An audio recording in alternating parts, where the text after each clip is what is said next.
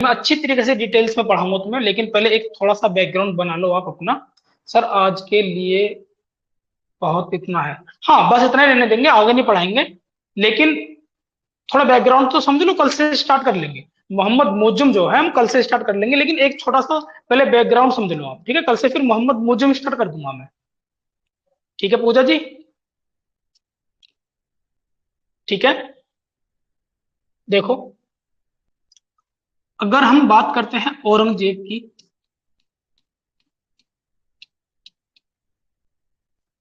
औरंगजेब, ठीक है? तो औरंगजेब की मृत्यु कब हो जाती है? औरंगजेब की मृत्यु 1707 में होती है। 1707 में होती है, ठीक है? 1707 में मृत्यु हो जाती है।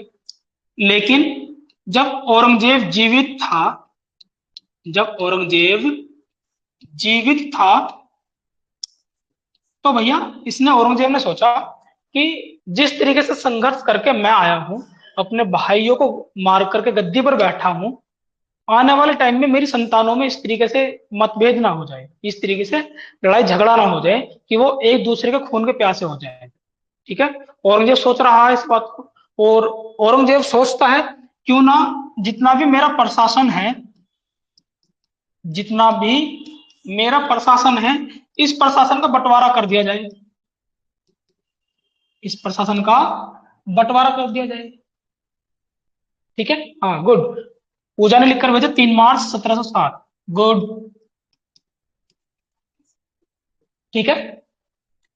क्यों ना प्रशासन का बंटवारा कर दिया जाए। ठीक है? अब बंटवारे की ये सुनो फिर, औरंगजेब के कितने बेटे थे?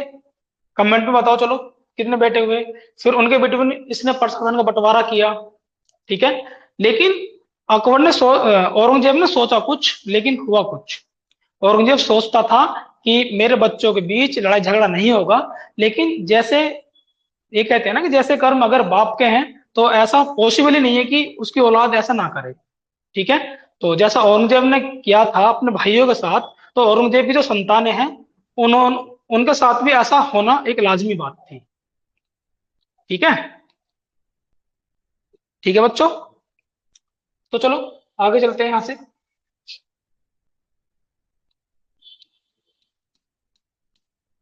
औरंगजेब, इसके पुत्र देख लेते हैं कितने थे, तभी समझ में आएंगे ये।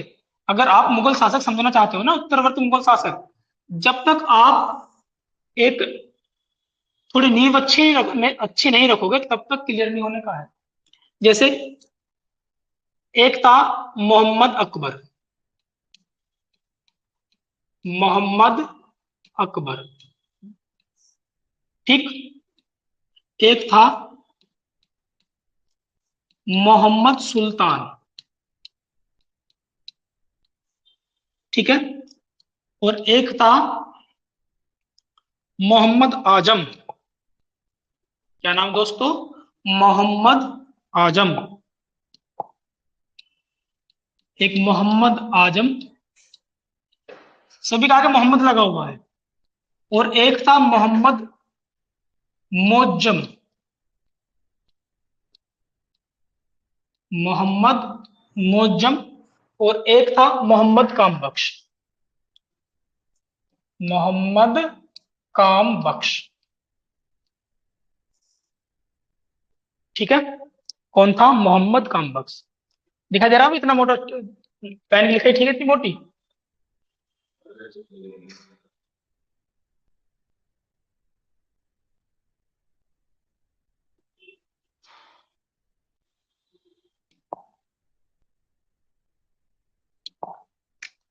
मोहम्मद अकबर, मोहम्मद सुल्तान, दिखाई दे रहा?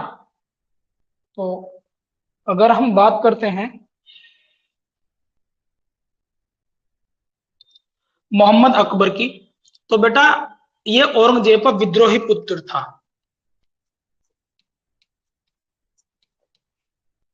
विद्रोही पुत्र मतलब कि ये औरंगजेब के नीतियों के विरुद्ध था। इसे औरंगजेब की नीतियां पसंद नहीं थी, तो ये विरोध में था। ठीक है, और विद्रोही पुत्र था। और इसके साथ ये किसके साथ मिल जाता है? ये मिल जाता है संभाजी के साथ।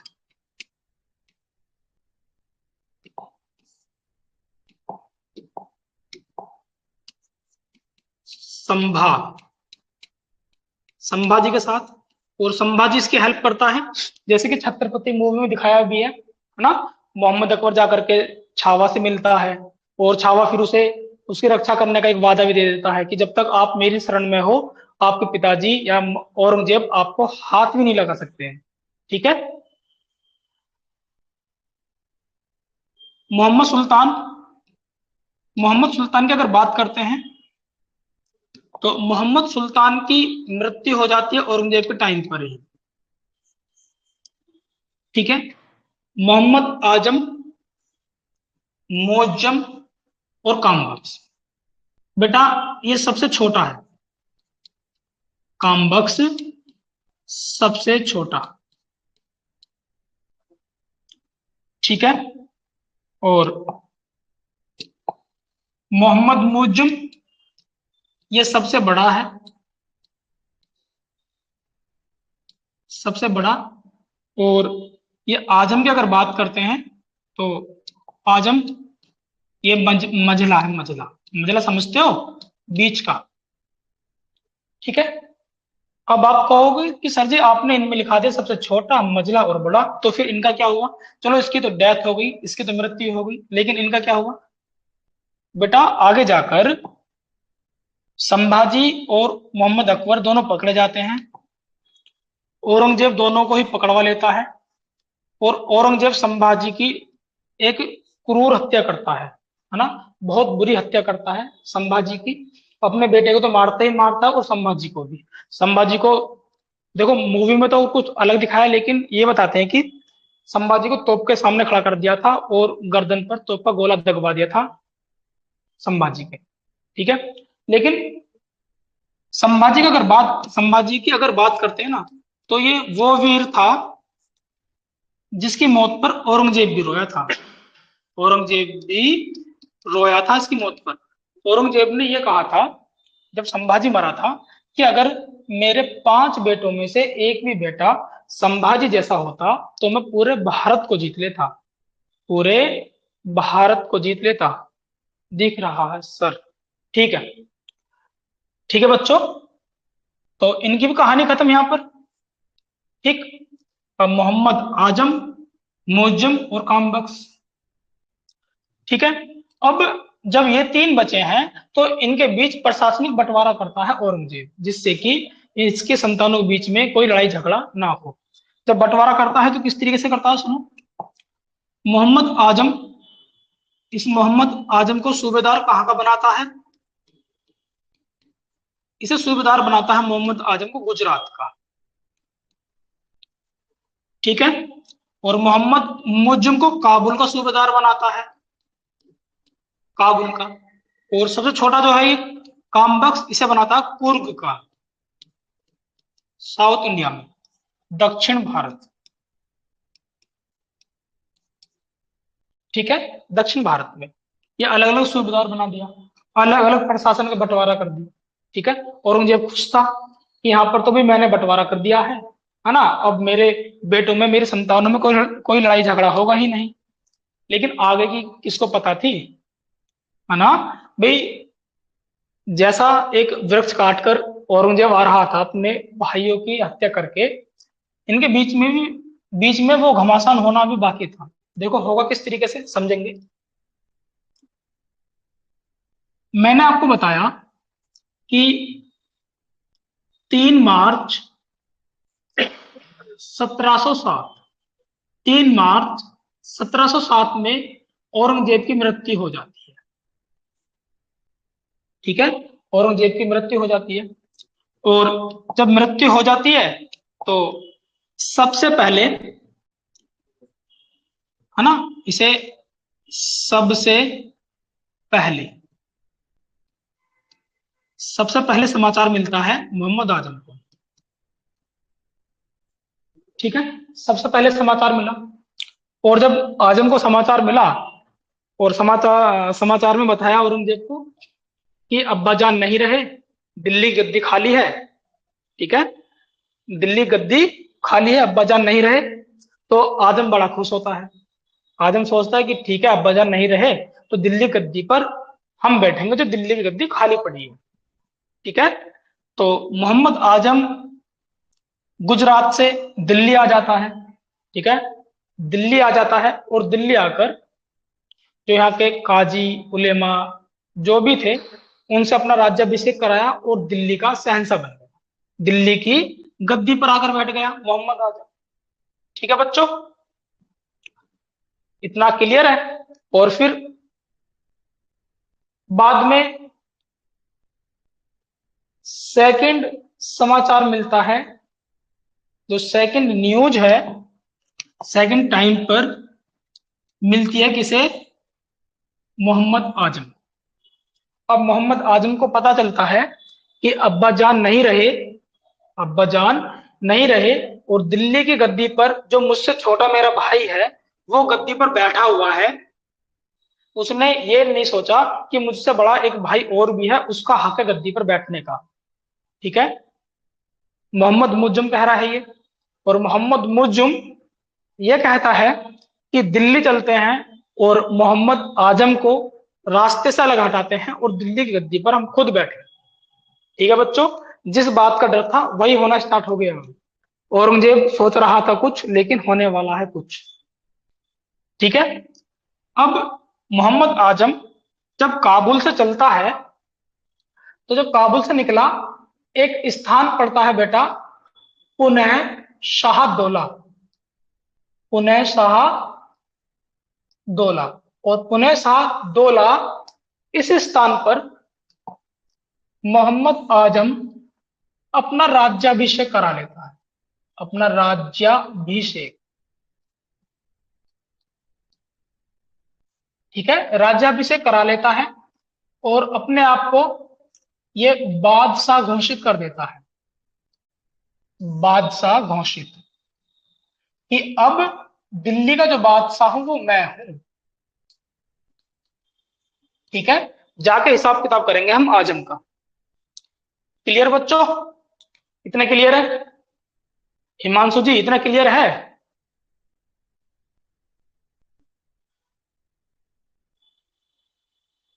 थंबनेल भेजिएगा अगर इतना क्लियर है तो।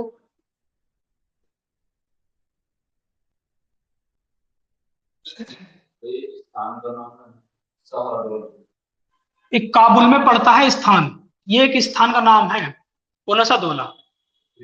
अपने आप को बादशाह घोषित कर दिया इसने, और एक उपाधि ली थी इसने बहादुर शाह की।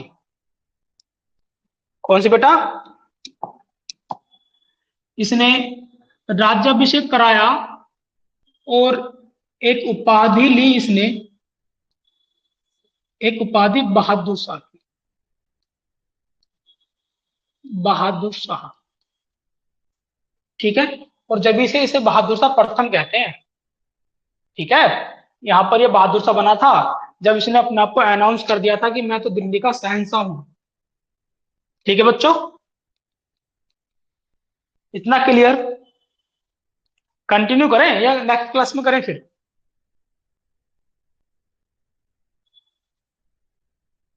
ठीक है बच्चों, बताओ, कहानी कंप्लीट करूं या कल, या ओवर करें क्लास?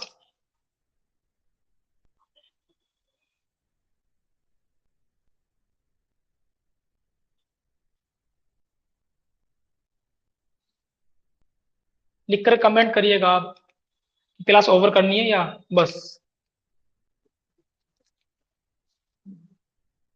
ठीक है, कल कराते हैं ना। कल कराते हैं, इतनी कहानी पढ़ करके आना आप, और फिर आगे से रिलेट कर देते हैं हम। ठीक है, अपनी क्लास करते हैं यहां से ओवर। ठीक है बच्चों, और जब तक के लिए जय हिंद और जय भारत।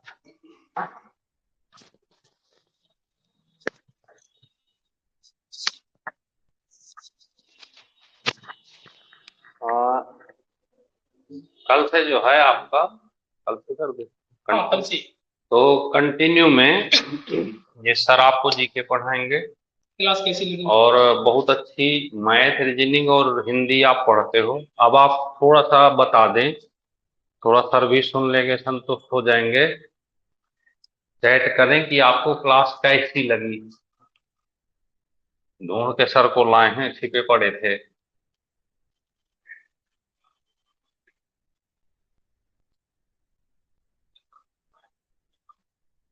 तो बताएं जरा कि क्लास कैसी लगी। तो कम से कम हम नहीं चाहते कि इस बार किसी भी तरीके से वर्दी से चूक हो आप। एसआई बनो, पुलिस बनो, क्योंकि एक लोग के लिए बहुत ज्यादा हो जा रहे थे ना सारे सब्जेक्ट। अब आप रहेंगे तो कम से कम बेस्ट कर पाएंगे। अच्छी फ्यूचर क्लास, बढ़िया, बिल्कुल सब बढ़िया होगी एकदम। क्योंकि हमारे साथ वही रहता है जो बहुत बेटर होता है, और सर को बहुत मुश्किल से ढूंढ के लाए हैं भाई आप लोगों के लिए, है ना। क्योंकि हम चाह रहे थे कि ऑफलाइन तो हमारी अच्छी चल ही नहीं है, ऑफ ऑनलाइन को हम बेटर करना चाह रहे हैं।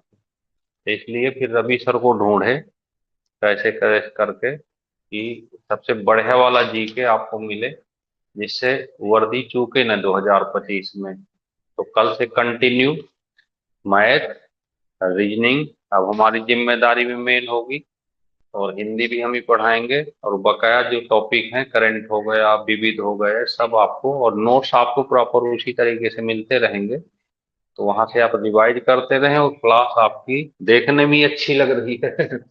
जब देखने में इतना बढ़िया लग रही है तो फिर सुनने में कितनी बढ़िया लगती हो। कहते हैं ना कि दिखने में अगर चीज अच्छी लग जाए, तो फिर सुनने में तो कह ही नहीं सकते आगे। तो चलिए फिर आज के लिए बहुत है ना, कल से फिर प्रॉपर क्लास करते हैं। अब प्रियंका जी आपके लिए भी बहुत अच्छी क्लास होगी। आप तो चूंकि आरओ की तैयारी कर रहे हो, पीसीएस की लड़की है, हैं, तो उसके लिए बहुत अच्छी क्लास होगी। हाँ बहुत, हाँ पूरा पीसीएस लेवल ही होगा, छोटे तो अपने आप बनेंगे। तो अब प्रियंका भी, आप भी बहुत बेटर घर से बैठ के दे पाओगे अपने एग्जाम को, क्योंकि अब तो ये प्रॉपर समझाया जा रही थी। तो एक पीसीएस लेवल हो गया, हम तो देख ही रहे हैं बैठे।